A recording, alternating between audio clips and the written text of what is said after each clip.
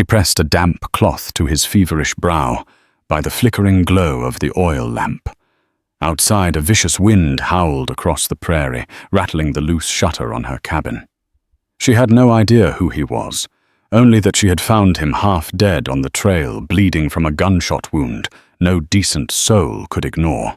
But now, with the morning light stretching long shadows across the dusty floorboards, she realized the terrifying truth. A stranger in a woman's bed was more dangerous than the storm she had braved to save him. And the townsfolk would not be merciful. The midday sun scorched the Oklahoma plains. Clara Hastings guided her tired mare Juniper down a rutted wagon trail toward her modest cabin. The earthy scent of approaching rain hung in the air, but Clara doubted the heavens would open soon enough to spare her from the heat. She was returning from the modest outpost of Broken Spur, where she had sold a few loaves of sourdough bread and jars of preserves at the local supply store. Folks in Broken Spur were always grateful for her homemade goods, though they barely had 2 nickels to rub together themselves. Dried brush and tumbleweed rolled across the arid land, a relentless gust of wind flinging them aside. Clara's bonnet struggled to stay on her head. She had a gentle smile beneath her dust-streaked face, determined to see the day's work through without complaint. Life on the frontier demanded no less. But as she guided Juniper around a bend in the trail, a flutter of movement in the tall grass snapped her from her wandering thoughts. At first she saw nothing but the shimmering haze of distant heat. Then a glint of light reflected off something metallic. Perhaps a belt buckle or a gun. Clara halted Juniper with a firm but gentle pull and peered more closely. Lying among the trampled weeds was the outline of a human body. Clara's heart thumped. Accidents were not uncommon in these parts. Stagecoaches overturned. Travelers fell victim to desperate bandits. But never before had she come across a wounded soul with no one else around. She dismounted her calico dress, gathering dust as she rushed forward. Sure enough, a young man hardly older than 30 clutched a blood-soaked bandana around his torso. His breath was shallow, eyes half-lidded. She knelt beside him. "Sir, can you hear me?" she whispered, her voice trembling. She quickly checked for a pulse. It was there, feeble but present. Relief and worry tangled in her stomach. He wore dusty chaps, boots caked in dried mud, and a vest riddled with bullet holes. She dared not yank his makeshift bandage away, just yet, uncertain of the extent of his injuries. The glint she'd seen came from a Colt revolver lying nearby. Its barrel shone in the harsh sun, a sign of recent firing. Clara darted her eyes across the plains. If there were attackers or bandits lurking about, she was defenseless. She took a breath, forced calm into her trembling hands, and decided. She couldn't leave him to die. Folks around here could be hardened by survival, but Clara had never lost her humanity. She couldn't ride on as if nothing had happened. Gathering her courage, she removed the empty flour sacks from her saddle. Gingerly, she lifted the unconscious stranger with surprising strength fueled by adrenaline. The man groaned, but did not awaken. She settled him across Juniper's backside, mindful of causing him more pain. Her heart pounded, fearing he would die before she could get him to safety. As she rode toward her remote homestead, Clara had no idea that the choice to save him would set her down a dangerous path, a path lined with suspicion, anger, and the wrath of the very settlers she called neighbors. Clara's cabin was a humble structure she and her late husband had built with calloused hands and stubborn will. Now alone, she was the only soul keeping it upright.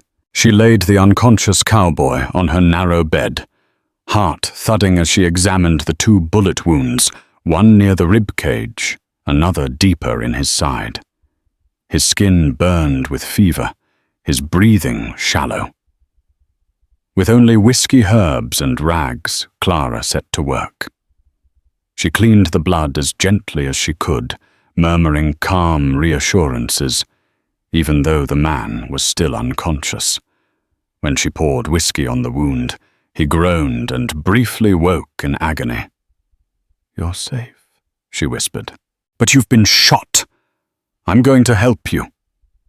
She sterilized her blade, and with trembling hands dug out the bullet lodged near his ribs. His muffled cries nearly broke her resolve, but she pressed on until she felt metal. When it was over, he passed out cold. Clara dressed the wounds with her homemade salves, packed them tightly with linen, and prayed it would be enough. Exhausted, she sat beside him, staring at the stranger she'd just fought to save. She didn't know his name, only that her choice to save him might soon cost her everything. Night cloaked the prairie as Clara watched over the wounded man by lamplight. His face, rugged and shadowed, bore a faint scar down one cheek. Who was he? And what danger followed him? She removed his gun belt and found the initials J.M. etched into the leather. Inside his vest, she discovered a note. "Round up by Fort Smith. Deliver by the 15th. Guaranteed." A hastily drawn star accompanied it. Perhaps a clue, perhaps a warning.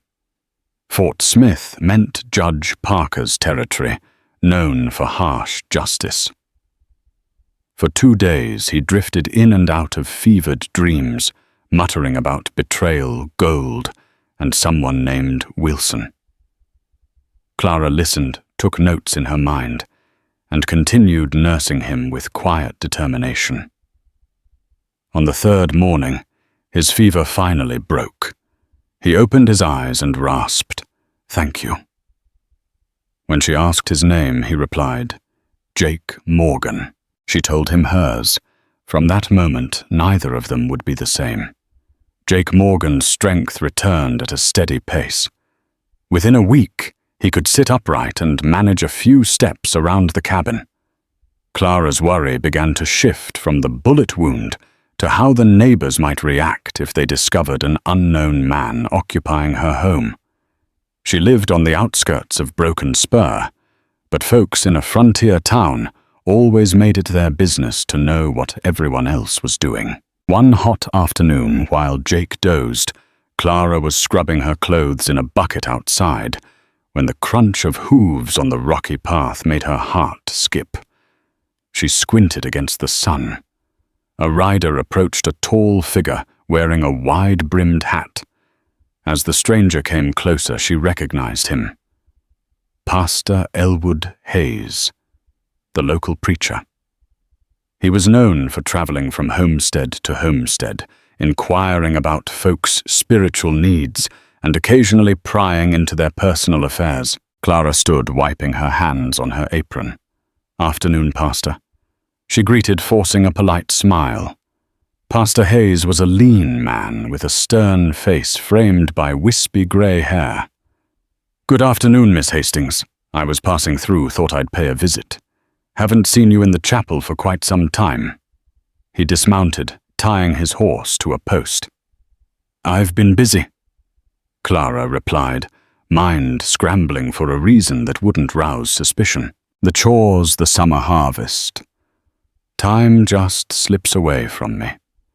But I'll be there again soon, I promise." His gaze flicked to the half-dry linens hung on a rope men's shirts, trousers. "You seem to have grown your household," he observed with a pointed stare. Clara felt a flicker of panic, but tried to stay composed.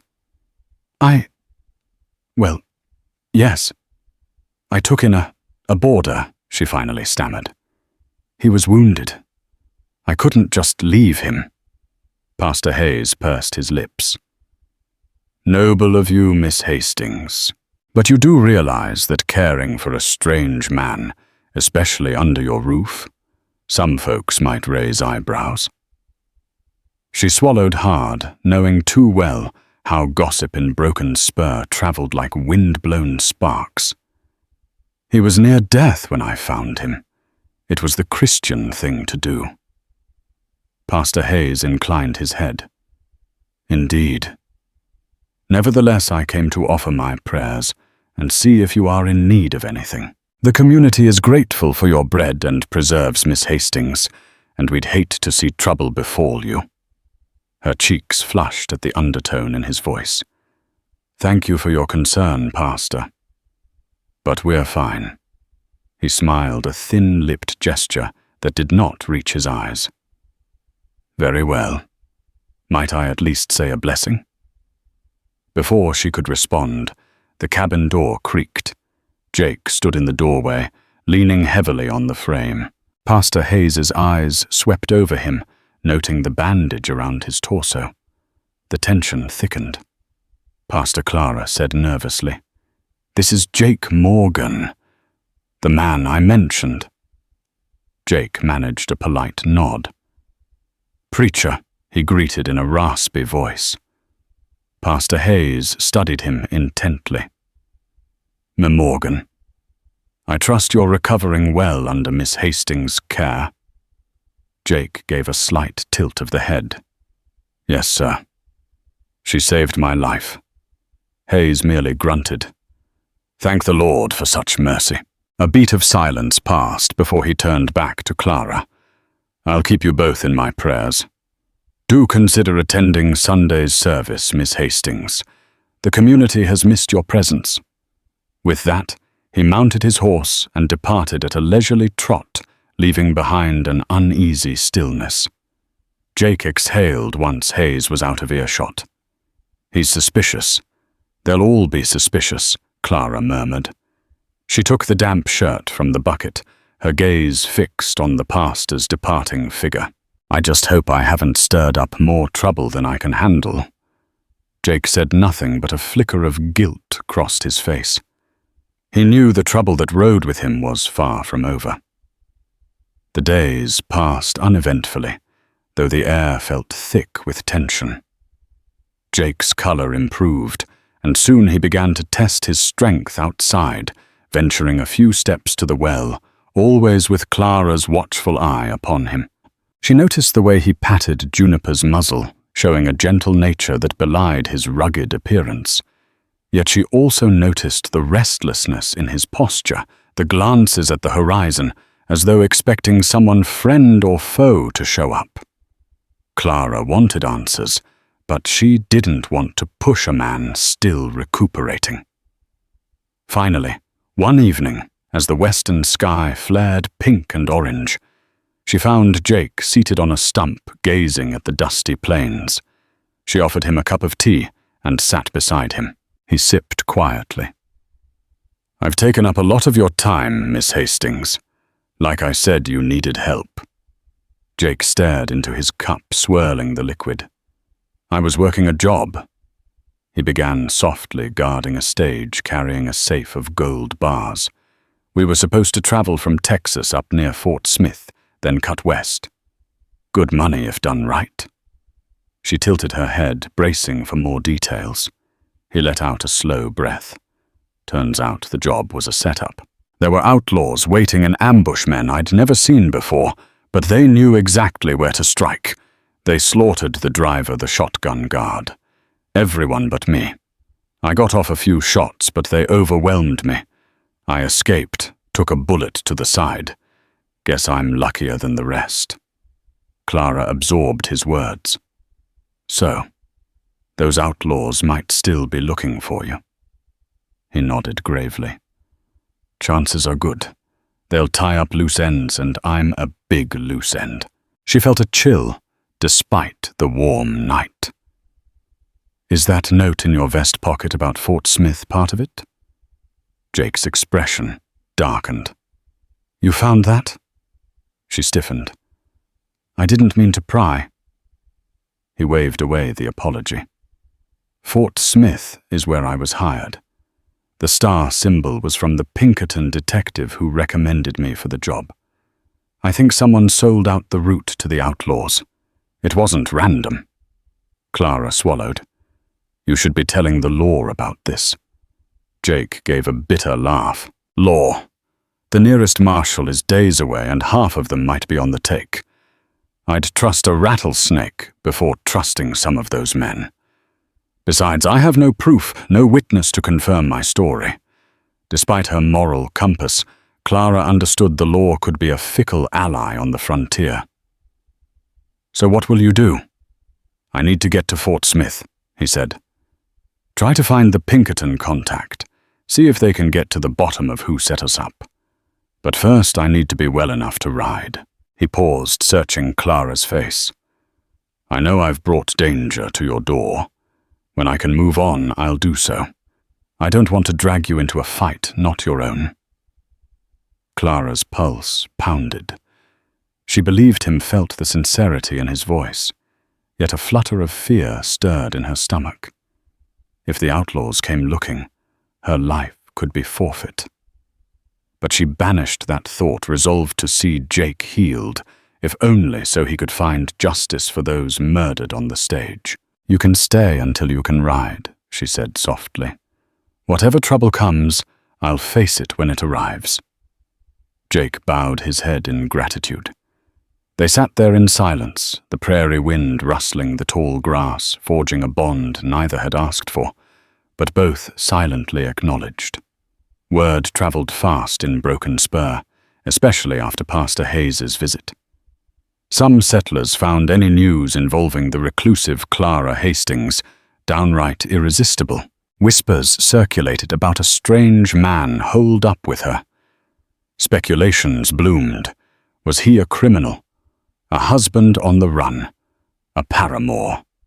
Suspicion brewed in the hearts of those easily roused by rumor. One sweltering afternoon, Clara hitched Juniper to a post outside the mercantile.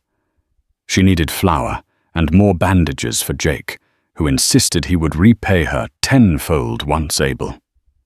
Inside the mercantile's owner, Old Man Roberts was rearranging shelves. A small bell jangled as she entered.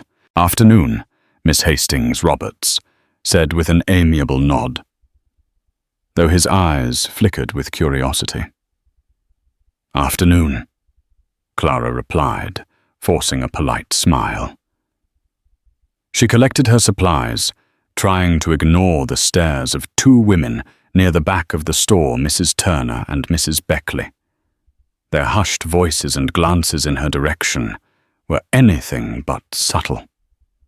At the counter, Roberts kept his tone low. I hear you're harboring a wounded man. Word is he's of questionable character. She squared her shoulders. He was shot and left for dead. I couldn't just ride away. Roberts shrugged, counting out her total. Your business, Miss Hastings, but folks have a way of letting talk shape their judgment rightly or not. Pastor Hayes has been telling folks you've let a stranger share your roof. People wonder if it's proper. Clara bristled. Is it proper to let a man die in the dirt? I did what was right. Roberts lifted both hands in a mollifying gesture. Now, I'm not disagreeing with you, but Broken Spur can be unforgiving. Watch yourself. She nodded stiffly, paid for her goods, and left.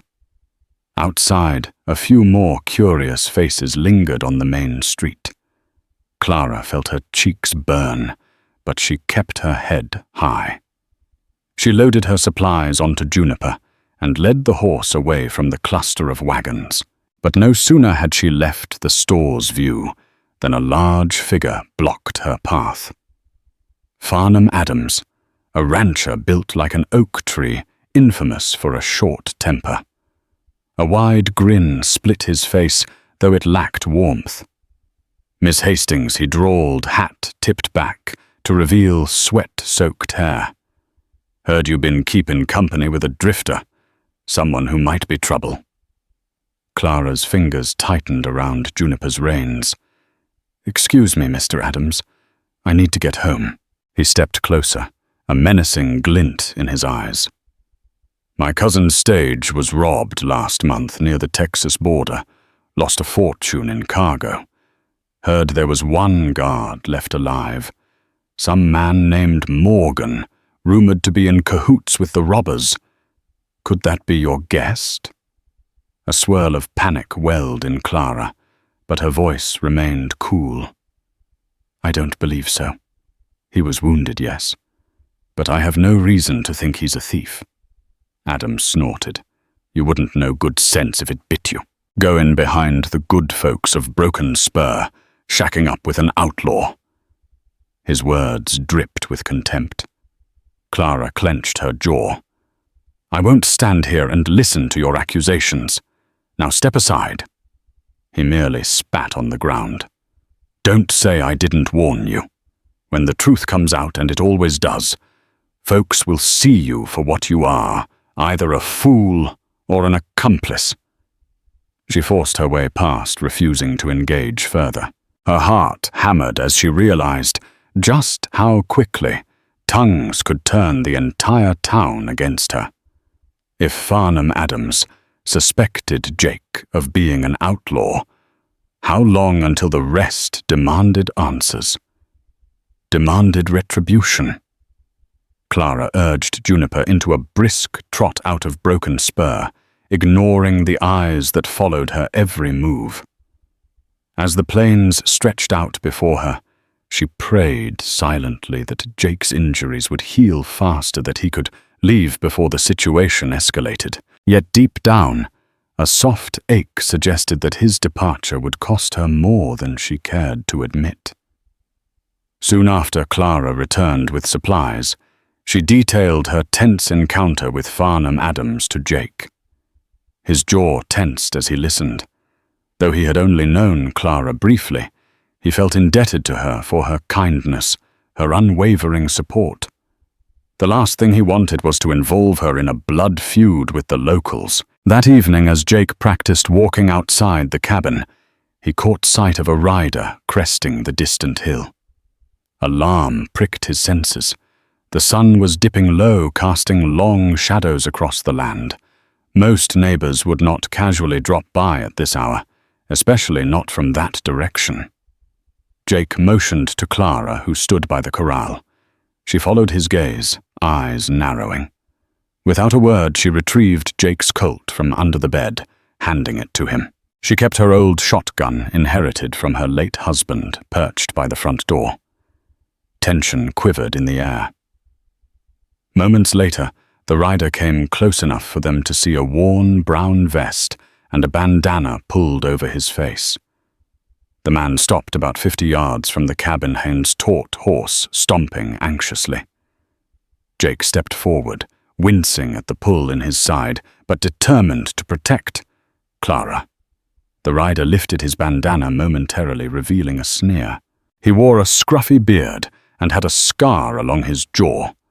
Without speaking, he raised a carbine and fired a shot into the air. Clara flinched. Jake gripped his Colt, but he knew better than to shoot outright. He had no cover, and it was uncertain how many others lurked beyond the ridge. A voice shouted across the open space.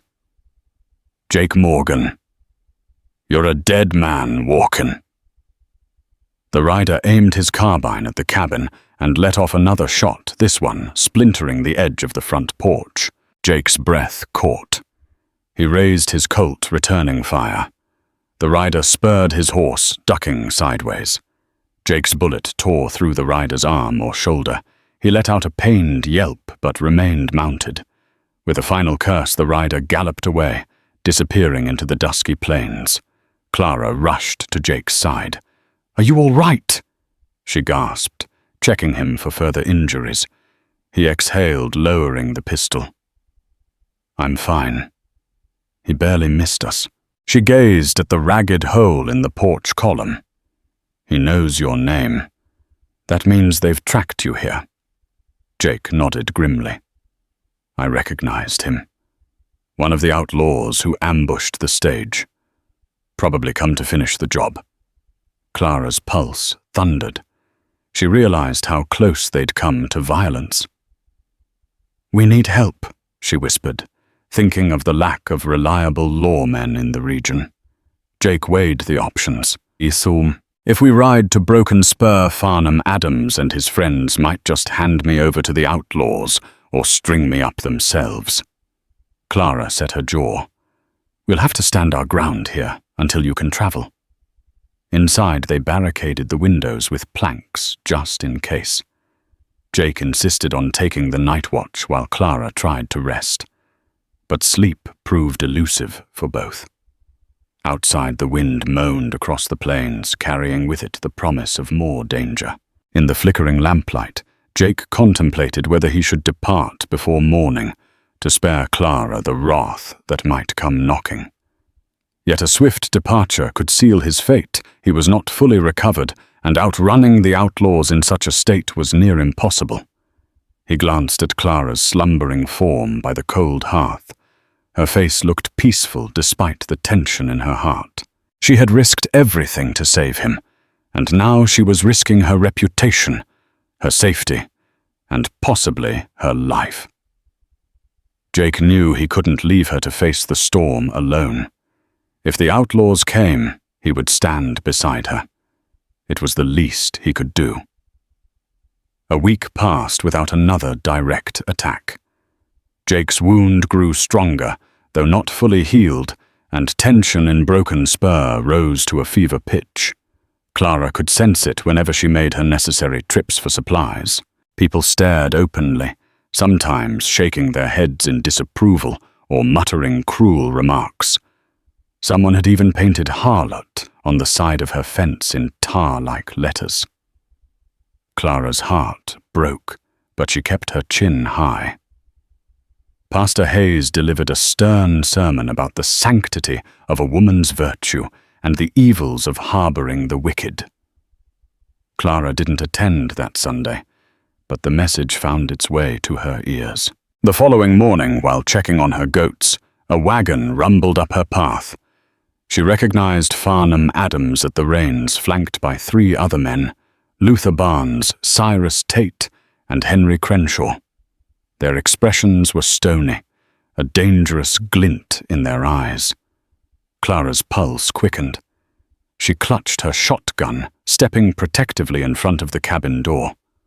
Inside, Jake remained out of view, but surely he heard the commotion. Adams called out, voice booming.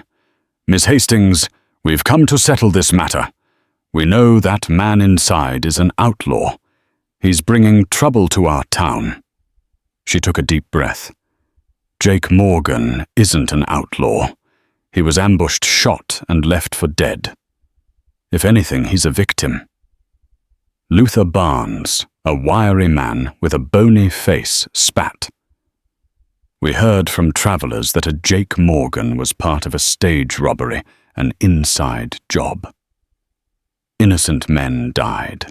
And you're letting him hide here, tarnishing your name and ours." Clara didn't flinch. "It's not true. He's been recovering. He hasn't robbed anyone." Adam snorted. "We're taking him to the nearest judge. If he's innocent, he'll have his day. If he's guilty," Adams's eyes glittered dangerously, "he'll hang." A surge of fear and defiance coursed through Clara. "He's still wounded, and you have no right to barge in here, calling for a hanging." Henry Crenshaw, who rarely spoke, rumbled in a deep voice. "We want what's best for the town. Outlaws draw more outlaws. If you don't hand him over, we'll consider you a collaborator in his crimes." Terror clutched Clara's heart. The men advanced, dismounting from the wagon. Suddenly, Jake stepped out from the cabin, Colt in hand, but pointed at the ground. His face was set eyes cold. "You want me? Here I am. But you come one step closer, and you better be ready to pull those triggers." Adams and the others bristled hands hovering near their weapons. Clara's mind churned, searching for a way to defuse the standoff. "You think you're tough," Adams sneered. "4 men to your 1. We'll drag you to the gallows." Jake's jaw tightened. "Might be so. But I won't go down without a fight." The tension crackled like lightning in the storm-laden sky. Clara found herself stepping between them, raising her free hand in a plea. "If you kill each other right here, you'll be no better than outlaws yourselves. Let's talk this through." For a brief moment, the men glanced at one another uncertainly. Breaking the silence, Farnham Adams said, "Fine. Talk. But I suggest we do it at the Broken Spur Saloon, where the town can see justice done." Jake's lips pressed into a thin line. He glanced at Clara, silently weighing the risk. If he refused, the men might open fire. If he went, the entire town might lynch him. Yet running away now was impossible. "All right," Jake said slowly. "I'll come into town. But you guarantee me a fair hearing with the town elders. You try and jump straight to stringing me up, I'll take as many of you with me as I can." Adams scoffed. "Fine. We'll let you speak." Jake nodded. He took one step forward, but the movement tugged on his healing wound. Clara rushed to his side, worried. Farnham eyed them with thinly veiled disgust. The group made their way to the wagon, and Jake climbed in, Clara insisting on sitting beside him. Guns bristled around them, ensuring no escape. As the wagon rumbled away from Clara's homestead, dust kicked up behind them. The stage was set for a confrontation that would shake Broken Spur to its foundation. By the time they reached Broken Spur, news had spread like wildfire. Men, women, and children emerged from shops, bunkhouses, and the smithy to watch Farnham Adams haul Jake Morgan and Clara Hastings to the saloon for an impromptu trial. The saloon was the only place in town large enough to hold so many curious spectators. Inside, the smell of whiskey, tobacco, and sweat hung thick in the air. Curious onlookers lined the walls. Clara recognized Pastor Hayes, Old Man Roberts, and a handful of ranchers. Across from them stood men hardened by frontier life, some with their arms crossed, scowling. The tension was palpable. Farnham Adams stood at a makeshift dais near the bar, face flushed with self-importance. Next to him was a tall, lean man with a mustache and cold eyes. Earl Timmons, the self-appointed peacekeeper in Broken Spur, since the official sheriff had died a year ago.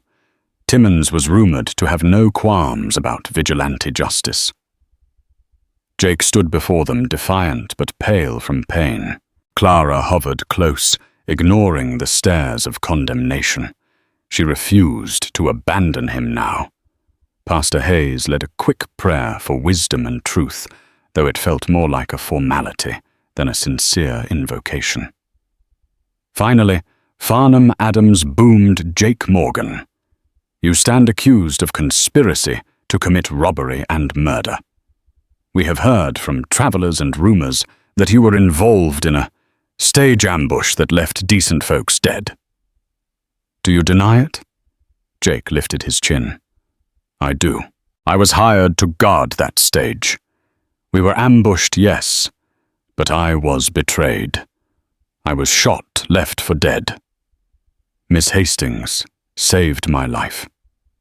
Adams banged his fist on the bar.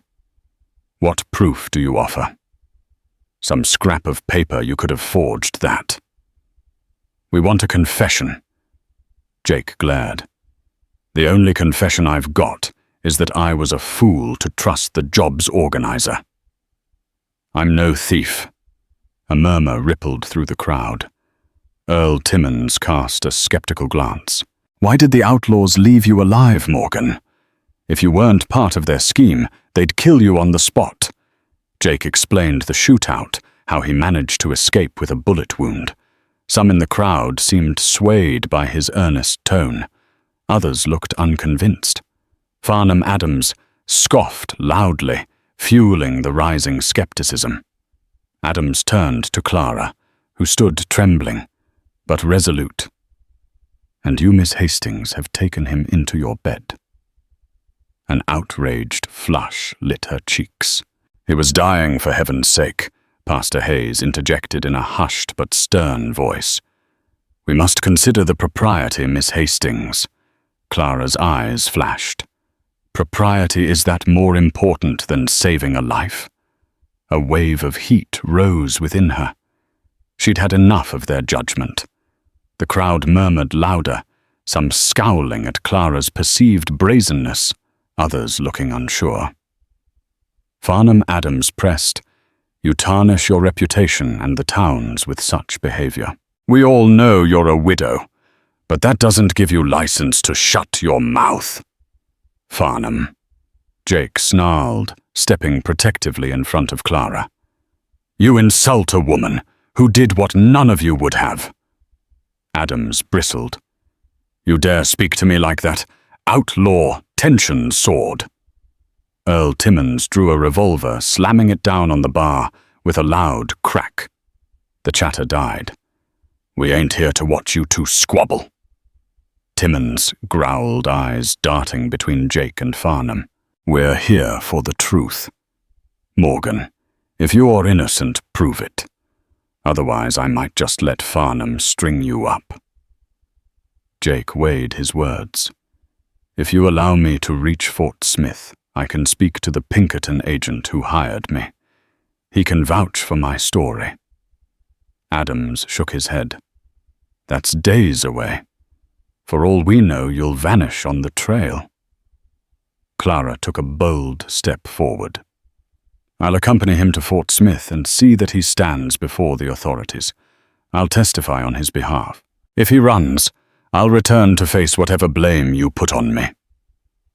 A shocked hush overtook the room. Jake whipped his head around, eyes wide with concern.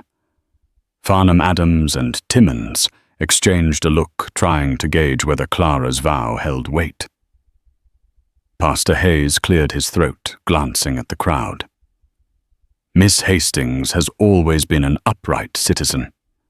If she gives her word, that may be enough to ensure Morgan's compliance. But is the town willing to risk letting him ride out of here? Farnham." Adams spat on the floor. "I say we hold them both here until the circuit judge passes through." "But that could be months," Clara protested, voice strained. "And if the men who ambushed Jake find him locked up here, do you think they'll just let the town be? They'll burn it to the ground to kill him." A few ranchers paled at the notion. Earl Timmons narrowed his eyes, considering. If there was one thing the frontier taught, it was the harsh reality that outlaws might wage bloody war on a settlement to get what they wanted. Timmons loathed the idea of a siege. Finally, Timmons addressed Farnham. "Let them ride. If Morgan is telling the truth, no harm done. If not, we save ourselves from a gang war. Miss Hastings will be responsible for bringing him back if he's proven guilty." A maelstrom of emotions twisted in Clara's stomach. She had effectively tied her fate to Jake's. Farnham glowered, but a small nod from Pastor Hayes indicated reluctant acceptance. The murmur in the saloon grew, some folks outraged, others relieved to avoid immediate violence. Timmons pointed at Jake. "Don't you dare slip away in the night. We'll come after you, and if you get any ideas about double-crossing Miss Hastings, I'll personally see you hang." Jake returned the glare. "Understood." And just like that, a precarious agreement was formed. Clara and Jake would depart for Fort Smith at first light, carrying the hopes of proof for his innocence or condemnation. The crowd dispersed slowly, leaving a swirl of suspicion and resentment. Farnham Adams shot them one last look of contempt as he stormed out. Clara and Jake exchanged a long, weighted glance. Their fates were now entwined more tightly than either had foreseen. With dawn came the clatter of bridles and the soft snort of horses. Clara packed Essential's food bandages a few changes of clothes while Jake readied juniper, and a borrowed gelding offered begrudgingly by Timmons. The townsfolk hovered at the edges of Broken Spur's single street, watching in silence. Pastor Hayes stood by the chapel eyes, following them with a mix of concern and moral disapproval. Farnham Adams glowered from the blacksmith's awning arms, folded ready to pounce if Jake made the slightest misstep. Jake mounted with a wince, his yickle still tender. Clara took the lead on Juniper, heading northeast toward Fort Smith. Timmons and two other men, Toby and Virgil, accompanied them for a few miles, before finally reining in their horses. Timmons scowled. "Remember Morgan. We'll be waiting to hear from that Pinkerton agent. If you don't show up with proof, we're coming for you." Jake nodded, reining the gelding to follow Clara. "We'll send word." And so they rode, leaving Broken Spur behind, crossing arid stretches of plains dotted with sparse, twisted mesquite trees. The journey would take several days, and they both knew the outlaws who ambushed the stage might still lurk. Clara set a steady pace, trying to conserve Jake's strength. As the day wore on, they spoke little, their minds heavy with the uncertain fate awaiting them. By nightfall, they found a rocky outcropping overlooking a ribbon of a creek, deciding to camp. Exhausted, Clara gathered firewood while Jake hunted for small game. He returned with 2 rabbits, which they roasted over a modest fire. The crackle of flames provided a semblance of comfort, even as they remained vigilant for any sign of trouble. Jake broke the silence. "You didn't have to do this, Clara. You could have let them have me." She stared into the flames, shoulders tense. "Let them hang you for a crime you didn't commit." "Never. I know the price of injustice. This frontier is cruel enough without us giving in to fear." He studied her face, noticing the flicker of old pain. "You've got a strong spirit. I'm grateful." She managed a small smile. "You were determined to protect me from Farnham's threats. I should be the one who's grateful." The air felt warmer, the tension momentarily easing. For a brief moment, they savored a fragile peace. A wolf howled in the distance, making them both glance into the darkness. Jake's hand instinctively drifted to his Colt. Clara checked the shotgun resting beside her. Despite the growing closeness between them, neither forgot that danger still lurked in the shadows. They were alone in the vast wilderness, with only each other to depend on. Eventually they settled to sleep, each keeping a silent watch in turns. The stars glimmered overhead, an indifferent canopy to the precarious journey unfolding below. Jake listened to Clara's soft breathing, mindful of what he owed her. Should they reach Fort Smith, he vowed not only to clear his name, but also to see she was protected, no matter the cost. A few days into their trek, the terrain became more rugged trees, sprouting in clusters near meandering streams. Clara and Jake had ridden hard, mindful of any riders behind them. The silent chase weighed on their nerves. They'd seen no sign of the outlaws, but that only made the quiet more ominous. On the morning of the 4th day, they broke camp early. Pink and orange streaked the sky as they mounted and continued onward. The faint call of birds accompanied the steady clip-clop of hooves. Suddenly, gunfire shattered the morning calm. Bullets whizzed past. Jake and Clara instinctively kicked their horses, racing for cover behind a rocky rise. Clara clutched the reins, heart hammering, while Jake fired a few return shots over his shoulder. Peering around the boulder, Clara glimpsed 3 riders. One was the scar-faced man who had threatened Jake at her homestead. They galloped closer, rifles aimed. Jake cursed under his breath. He and Clara dismounted, using the boulders as cover. The outlaws spread out, trying to flank them. Clara steadied her shotgun, adrenaline surging. She reminded herself these men would kill Jake, and likely her too. She fired as one rider came into view, the shotgun's roar echoing in the canyon. The man tumbled from his horse with a cry. Jake took aim with his Colt. His bullet struck another outlaw's shoulder, spinning him around in the saddle. The third man, scar-faced and enraged, fired back, hitting the rock near Clara's head. Shards of stone sprayed her cheek, drawing blood. Jake gritted his teeth, returning fire. He rushed to shield Clara as best he could, but she held her ground, shotgun at the ready. The wounded outlaws struggled, one falling back the other, continuing to shoot. Lead spat across the rocks, ricochets ringing out. In the fury, Scar-faced realized his men were outgunned. He spat curses and wheeled his horse, disappearing with the others. The thunder of hooves receded, leaving dust and the coppery scent of gunpowder in the air. Jake turned to Clara, concern etched on his face. "You hurt?" She touched her cheek, wiping away a trickle of blood. "Just a scrape. I'm fine." Her voice trembled slightly, but resolve burned in her eyes. Jake exhaled relief, intermingled with dread. They won't give up. Next time they might bring more men.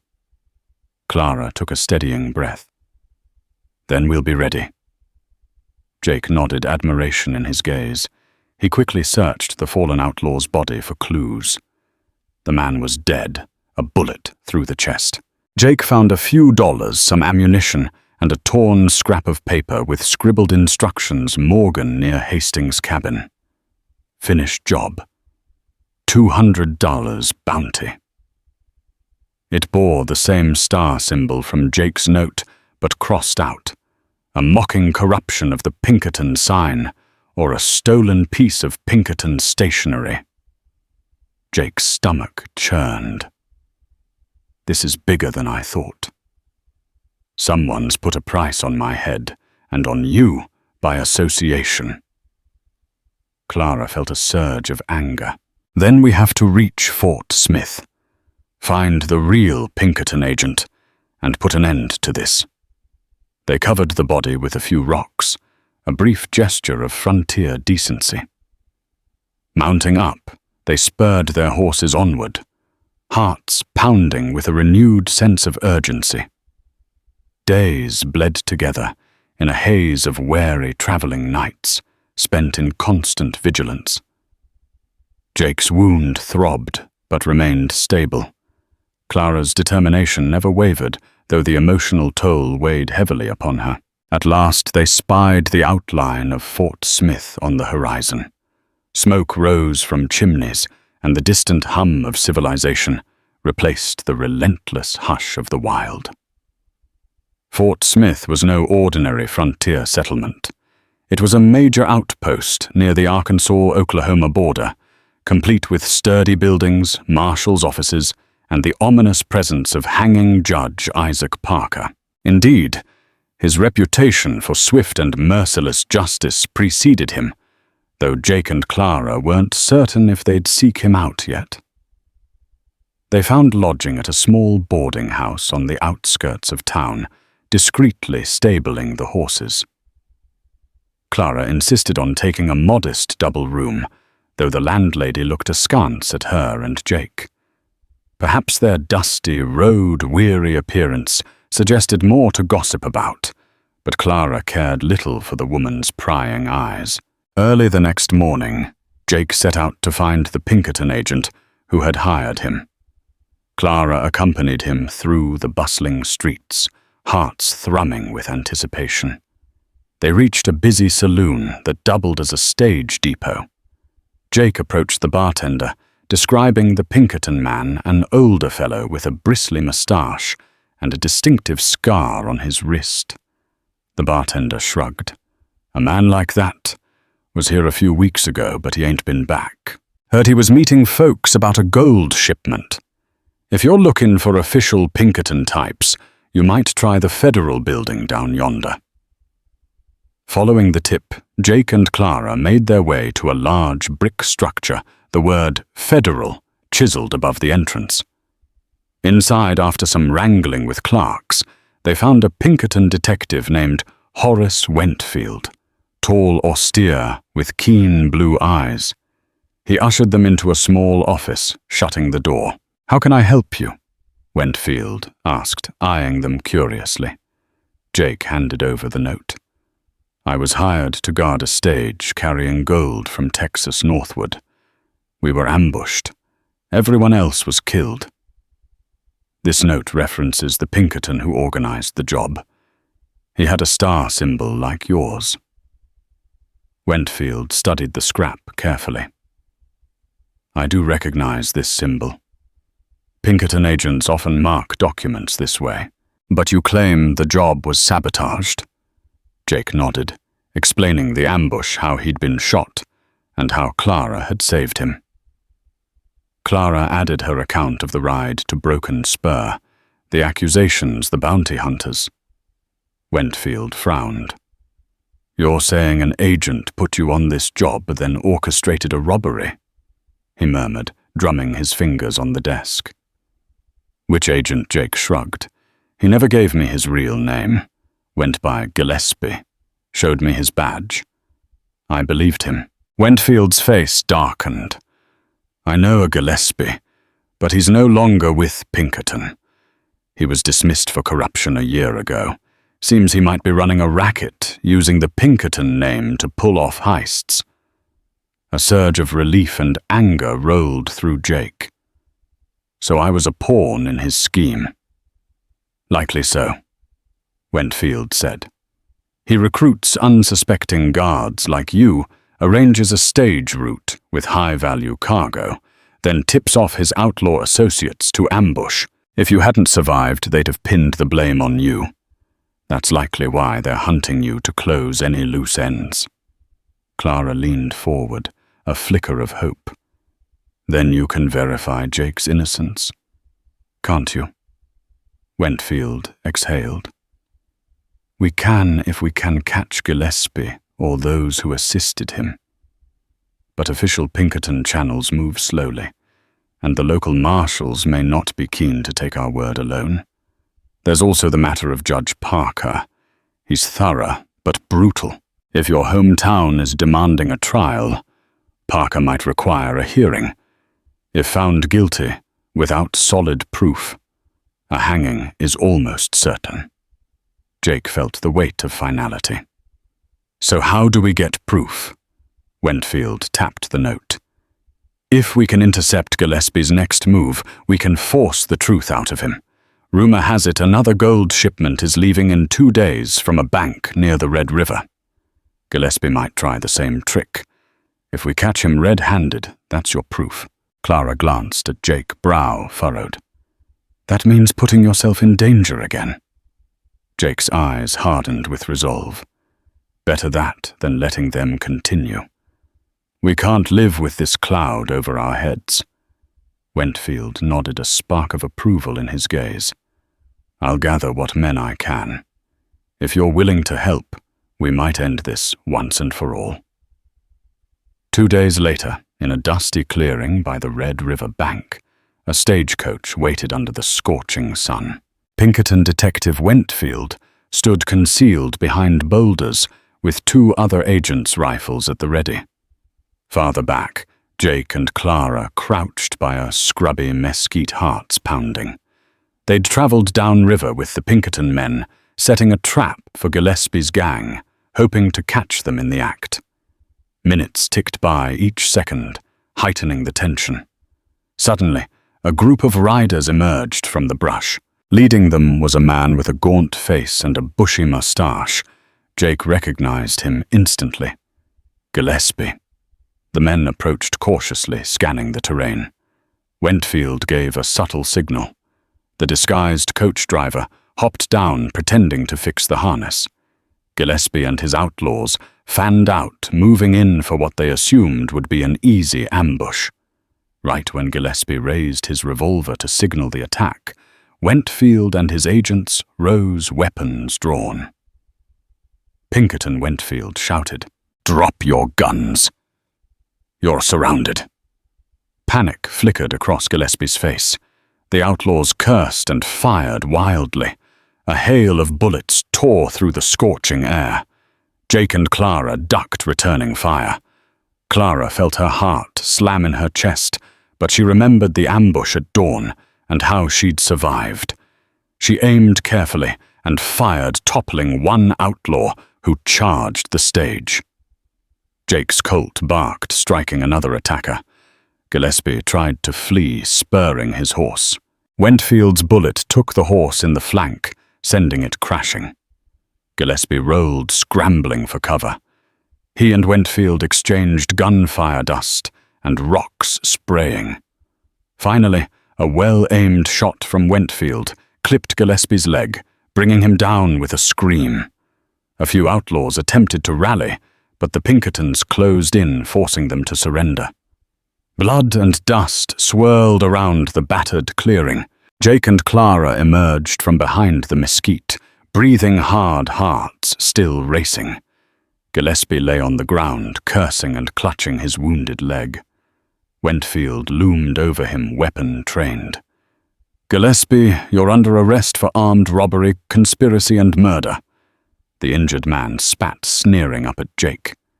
"Should have killed you on that trail, Morgan." "Then I wouldn't be in this mess." Jake stepped forward, voice trembling with anger. "You killed innocent men, blamed me for your crimes."